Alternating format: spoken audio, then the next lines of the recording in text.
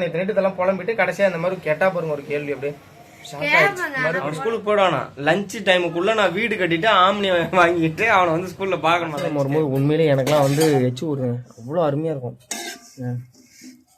அதுக்கு ஒரு கேள்வி கேட்கறேன், பணக்காரங்க தான் போடுவாங்க நம்ம போடலாமா அப்படிங்கிற மாதிரி கேட்குறேன். Good morning.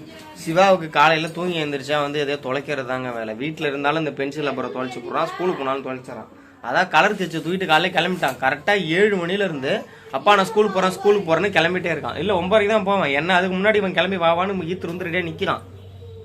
ஒரு சந்தோஷத்தை பார்த்தீங்களா, ஸ்கூலுக்கு கிளம்ப மட்டும் இவ்வளோ சந்தோஷம் வந்துடும். அவன் காலைல ஸ்கூலுக்கு கிளம்பி என்ன சொல்கிறாங்க அப்படின்னா, என்னப்பா சொன்னேன் ஸ்கூல் போயிட்டு ஆமாம் வாங்கிட்டுமா சொல்லு.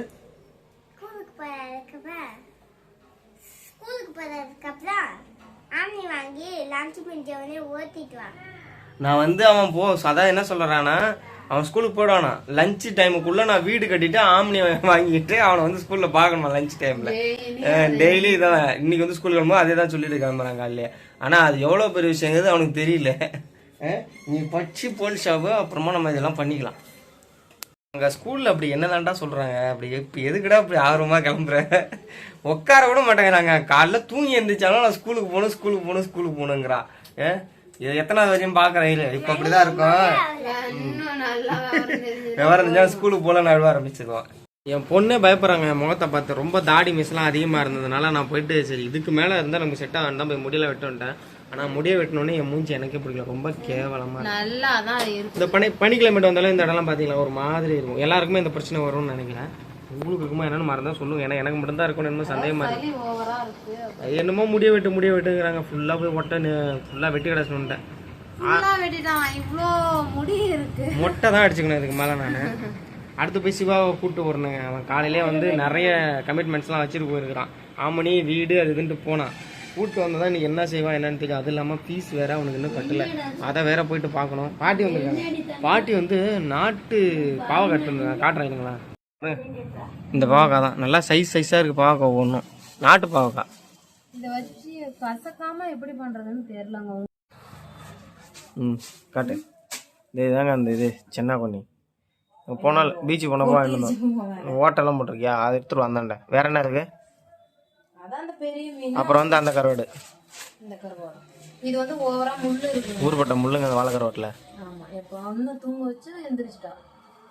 சிவாவுக்கு ஒரு 2000 ரூபாய் ஃபீஸ். நான் வந்து ஏன்டா டே ஸ்கூல் விட்டு வந்தோடனே புது புக்கை பார்த்தோன்னே இப்போ ஆர்வமா எடுத்து வச்சுட்டு கதை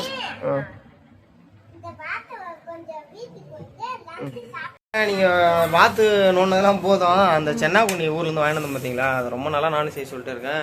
இவளுக்கு மைண்ட் வந்து அதை செய்ய மாட்டேங்க. இந்த சென்னா குண்ணி 100 ரூபாய் இதுல இருக்கிறது. சின்ன படி, அது லுக்குலி போய் படி. எங்க மாமியார் எல்லாரும் அவங்க கோழிக்கு வாங்கிட்டு போறாங்க. இன்னொரு கோழிக்கு கவிதா வீட்டுல இங்க கடலூர் மாவட்டத்துல இன்னொரு ஊர்ல கருவாடுனா ரொம்ப ஃபேமஸ். கடலூர்ல காராமணி கருவாடு எல்லாமே அங்க காராமணின்னு ஒரு இடத்துல கடலூர்ல கிடைக்குமாங்க.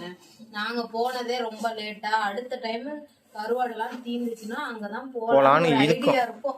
அது நாங்க அவங்க வருவாங்களா எனக்கு தெரியல. ஏன்னா இதுக்கு மேல அவங்க ஏதாவது தீபாவளி பொங்கல்னா தான் வருவாங்க. அப்புறம் அந்த இதுக்கு வருவாங்க, இப்ப திருவிழாக்காக வருவாங்கன்னு நினைக்கிறேன். சாயங்காலம் ஆச்சுனாங்க புலம்ப மாட்டா, சொல்லுவா அம்மா நம்ம இனிமே இப்படி மிச்சம் பண்ணும், அதுல மிச்சம் பண்ணும், அதை எடுத்து இதுல போனதை எடுத்து போகணும். நான் என்ன சொல்லுவேன், இதை எடுத்து ஷேர் மார்க்கெட்ல போடு, யூடியூப்ல போடு அப்படி இப்படின்னு சொல்லிட்டு காலைல எழுந்து மாமா அந்த சுடிதார் நல்லா இருக்கிற ஹைலைட்டே அதுதான், நல்லா இருக்க மாதிரி இருக்கும் போல. சரி அது வேணான்னு சொல்லுவேன். நான் வீடியோவுக்கு சூப்பராக இருக்குமா ஆர்டர் போட்டுக்கிறேன் அப்படின்னு. அப்புறம் நானும் யோசிச்சு பார்த்துட்டு நீ எதாவது பண்ணுமா அப்படின்னா ஏச்சா எனக்கு வேணான்றோம்ல, வேணான்னு சரி நம்ம வேணான்னு சொல்லிட்டு மாதிரி எடுத்துக்க சொல்லுவேன். அதிகமாக ஒரு 400 அந்த மாதிரி தான் இருக்கும். இருந்தாலும் என்னதான் நம்ம வக்கனையா பேசினாலும் எடுத்த வேகம்லாம் எதையும் கேட்க மாட்டேன். நல்லா இருக்கு போட்டுக்கன்னு சொன்னாலுமே உடனேவும் போட மாட்டேன், யோசிப்பேன். இப்ப எப்படி இருக்கு நேத்து எப்படிதான் பார்த்து எடுத்து வச்சிருக்காங்க. ஒரு 2 காட்டுல தாங்க எடுத்து வச்சிருக்கிறேன், என்ன வாங்கல. மெயினா இப்ப வந்து பாப்பாவுக்கு பேம்பர்ஸ் வருது, அப்புறம் என்ன ஆர்டர் போடுறோம். எனக்கு வந்து பேண்ட் கொடன்னு போட்டிருக்கேன். அதுவும் நான் இவர்கிட்ட சொல்லிட்டேன், அம்மா காசு இருந்தா ரிட்டர்ன் போட்டுடலாம் பிளாசோ அப்படின்னு சொல்லி ஒரு பேண்ட்டுங்க. லெகின்ஸ் வந்து ரொம்ப டைட்டா இருக்கு, நம்மளோட ஸ்டிச்சஸ் எல்லாம் காட்டுற மாதிரி எனக்கு சுத்தமா பிடிக்கிறது இல்லை இப்பெல்லாம் டைட்டா. அதுக்கு ஒரு கேள்வி கேட்கறேன், பணக்காரங்க தான் போடுவாங்க, நம்ம போடலாமா அப்படிங்கிற மாதிரி கேட்டேன். என்னோட இதுல அதிக பேரை நான் பாத்திருக்கேன்ல, கொஞ்சம் வசதியானவங்க தான் அந்த மாதிரி எல்லாம் போட்டு நான் பாத்துருக்கிறேன். அதனால நான் வாங்கிட்டேன், எனக்கு நல்லா இருக்குமா, அவங்களாம் தான் போடுவாங்க. நம்ம அதுக்குன்னு ஆன்லைன்லயே அதிகமா வாங்குறது இல்லைங்க. என்ன காரணம்னா அதுல கொஞ்சம் ரேட்டு கம்மியா இருக்கு ஆன்லைன்ல, அதனால இதுல வாங்குற. ஒரு பேண்ட் வந்து 130 ரூபா, அப்புறம் இந்த சொன்னா பாத்தீங்களா இந்த சுடிதார், இது எல்லாமே ஒரு 400 ரூபாய் கிடைக்குது. நம்ம கடைக்கு போனோம்னா 600 ரூபாய் 700 ரூபாய் சொல்றோம்.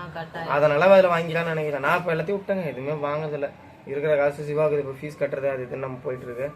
அதனால இவ்வளவு இப்போ இதை வாங்க மாட்டானுங்க. ஆனா நீ நேற்று இதெல்லாம் புலம்பிட்டு கடைசியா இந்த மாதிரி கேட்டா பாருங்க ஒரு கேள்வி அப்படியே மறுபடியும் பேசுறதோட சரி எதா இருந்தாலும் நாங்கெல்லாம் எதுவும் வேஸ்ட்னு நினைக்கிறேன். சரி நீங்க அடுத்தது ரெடி பண்ணலாம். மேதாவி தாங்க, பெரிய மேதாவி. அடுப்பை பத்த வச்ச உடனே எல்லாத்தையும் அள்ளி போடுறாங்க. இதை நல்லா வறுக்கணுங்க, அப்பதான் அதுல இருக்கிற அந்த வேஸ்ட் மண்ணு எல்லாம் கொட்டும். அப்புறம் ஒரு டைம் லைட்டா பொண்ணூறுலாம் வறுக்கணும். அதை வறுத்து செஞ்சா இது நல்லாவே இருக்கும். அது கலர் அப்படியே லைட்டா மாறும். இந்த வாசனை வரும்போது உண்மையிலேயே எனக்குலாம் வந்து எச்சு விடுங்க, அவ்வளோ அருமையா இருக்கும். இதுலயே கொஞ்சம் சின்ன சைஸ் இருக்குங்க. அது வந்து அன்னைக்கு பெரிய சைஸ் சாரி, அது வந்து வெறும் வாயிலே சாப்பிடலாமா. அன்னைக்கு எங்க இவங்க எல்லாம் கருவாடு வாங்க போனாங்க, கருவாடு அதிகமா காய வச்சிருந்தாங்க, இதுவும் காய வச்சிருந்தாங்களா. அப்போ வந்து எங்க அக்கா பொண்ணு தனு என்ன பண்ணா, எடுத்துட்டு வந்து கையில ரவோண்டு அள்ளிட்டு வந்துட்டாளா. அள்ளிட்டு வந்து எனக்கு இந்தாங்க சித்தி சாப்பிடணும், நானும் அவளும் சாப்பிட்டோமா.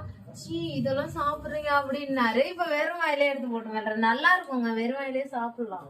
வெறும் வாயினா அப்புறம் வாயில ஏதாவது மாட்டிக்கலாம். வெறும் இதாவே சமைக்காமலே அதை சாப்பிடலாம், நல்லா இருக்கும்ங்கிற. வேற ஒண்ணுமா நல்லா ஓரளவுக்கு வறுத்தாச்சுங்க. ஒரு 2-3 நிமிஷம், ஒரு 5-10 நிமிஷம் கூட வளர்க்கலாம். ஆனா கிண்டி விட்டே இருக்கணும், அது ரொம்ப இதாகிடாத அளவுக்கு மாத்தியாச்சு. இதை புண்ணமா வறுத்தாச்சு. அடுத்து என்னமா பண்ண போறேன்?